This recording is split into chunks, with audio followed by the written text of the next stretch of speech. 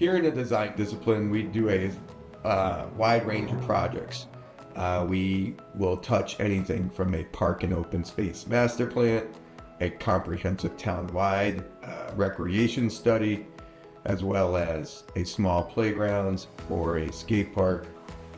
We collaborate very closely with our aquatic designers on splash pads and pools.